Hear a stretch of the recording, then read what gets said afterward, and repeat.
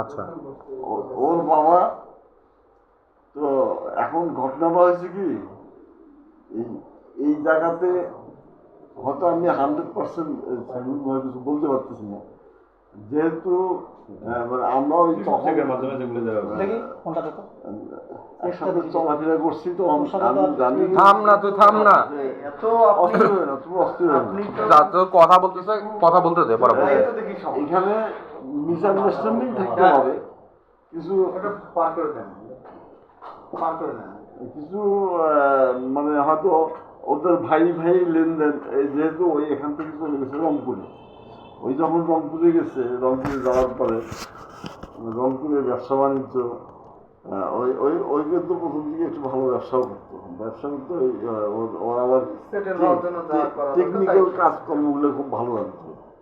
তো ওইখানে যখন জমি নেয়, জমি নেওয়ার পরে তখন ওই যে একেবারে অনেক টাকা পয়সা হাতে ছিল এমন কিছু না, তো এখানে যেটা সম্পদ ছিল সেগুলো আবার এই ভাইদের সঙ্গে আন্ডার নেগোসিয়েশন ওরা এরকম করছে অবশ্যই। এখন এই এরাও কিন্তু ছোট ছোট ছিল, এরাও তুলে বলতে পারে না কিছু ঘটনা। এই ঘটনাটা কোনো মানে কেউ যদি বলে যে এটা একেবারে মানে জেনুইন একজন সাক্ষী দাঁড় করানো লাগবে, জেনুইন কোনো সাক্ষীও নেই।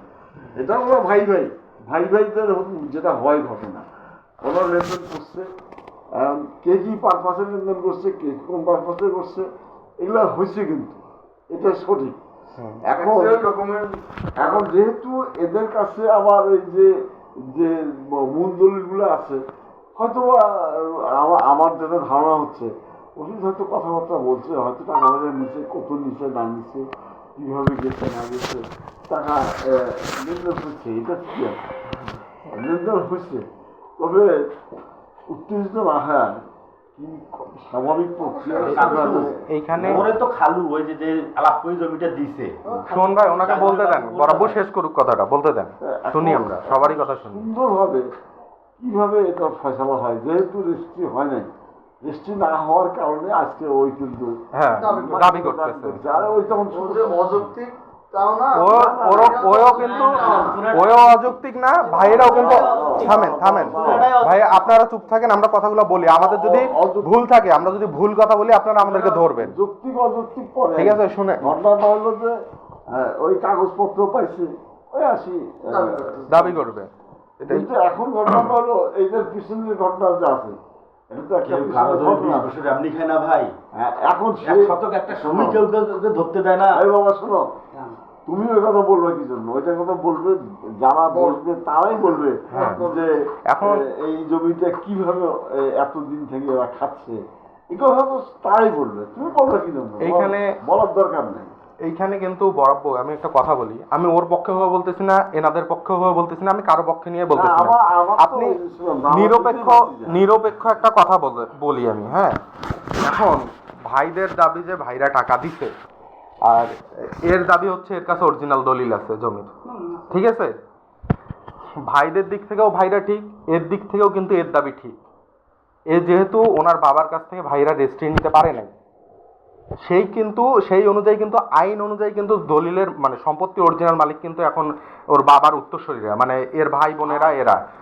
আর ভাইয়েরা কিন্তু, আপনারা মানে না মানে এটা কিন্তু একটা ভুল হয়েছে, যে ভাইয়েরা কিন্তু এই জিনিসটা যদি আঙ্কেলের যখন অসুস্থ ছিল মৃত্যুর আগ মুহূর্তে, ওই সময়ও যদি বলতো, বা যে ঝামেলাটা, আমার কথা অসমাপ্ত আছে, হ্যাঁ বলেন, আপনি বলেন, তারপরে তারপরে আমরা আলোচনা করি যে আমার ওই এই ভাইটা সাডেনলি আগের সপ্তাহে আমার সঙ্গে কথা বলে, রায়গঞ্জে কথা বলে ওই বৌমারি দিচ্ছে, আর ওই সপ্তাহে ওই বাসায় আসছে, বাসায় আসে আমি হঠাৎ আমার কাছে খবর গেল যে আমার ভাইটা মারা গেছে।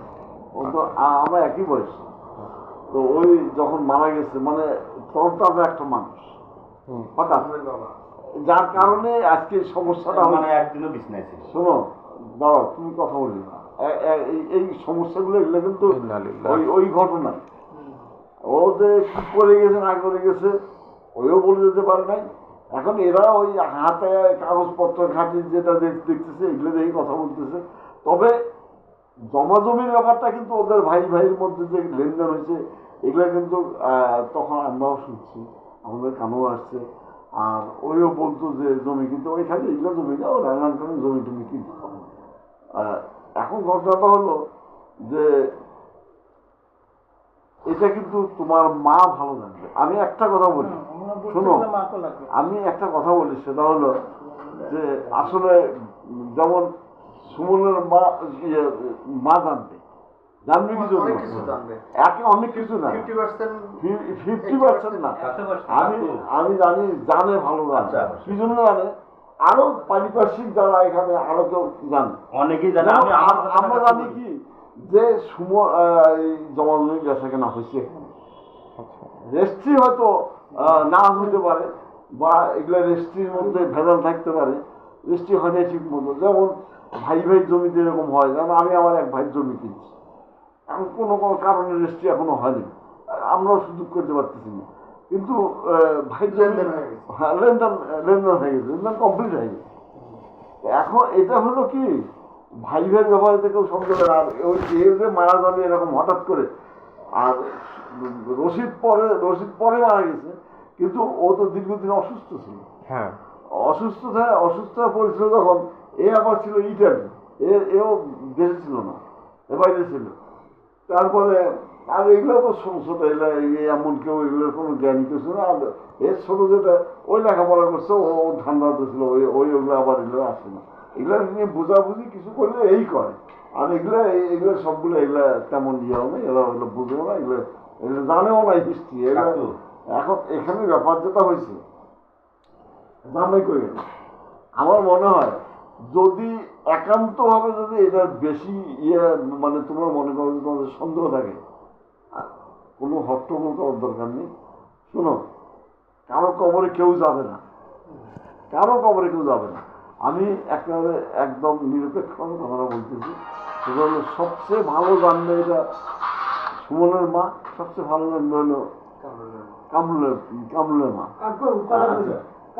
মা নিয়ে আসি কি হবে?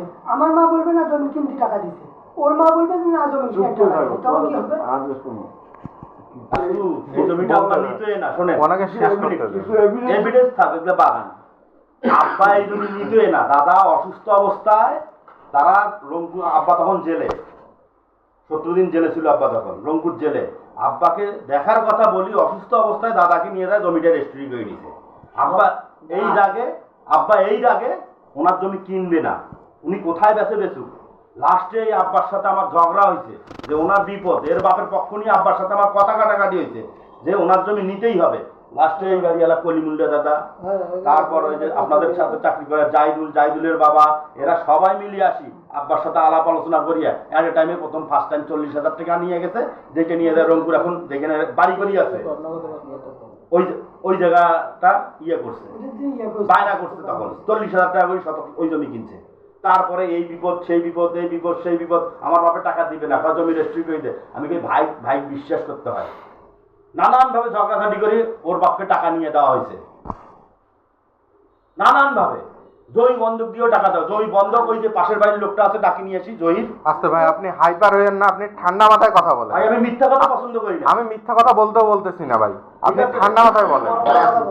আপনি যদি কথাটা আস্তে সুস্থ ধীরে সুস্থ সাধারণভাবে বলেন, যখন সেটা যদি সত্য হয় সেটাও সত্য, আপনি জোরে বললেও সত্য, কিন্তু জোরে বললে জেনুইন জিনিস যখন আনজেনুইন হয়ে যায়, ইলিগাল হয়ে যায়, তখন কিন্তু অটোমেটিক্যালি আপনার মাথা হট হয়ে যায়। 2004 সালে ওনারা টাকা নিছে, ঠিক আছে? এখন কামরুল বলতেছে আমরা জমি দেব না, ঠিক আছে?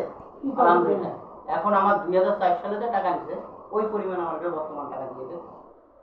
এখন ভাই আমি একটা থাম না, থাম, আমরা কথা বলি, থাম। কামরুলের বক্তব্য, আমি একটা কথা বলি, শুনে ভাইয়া, ওর কাছ থেকে ভাইয়া, কারণ আমরা কষ্ট করে টাকা দিছি ভাইয়া আপনারা ঝগড়া করেন না, থামেন ভাই, থামেন ভাই, এই থাম, তুই চুপ কর। আরে চুপ করে না, চুপ কর, কি হবে কথা বলেন না, কি হবে কথা বলেন না, এই ভাই সব আগুন লাগাই দিতে, কি গাড়ি চালা লাগা কামরুল তুই কথা বাড়াস, তুই না কাকু বসার পরিবেশ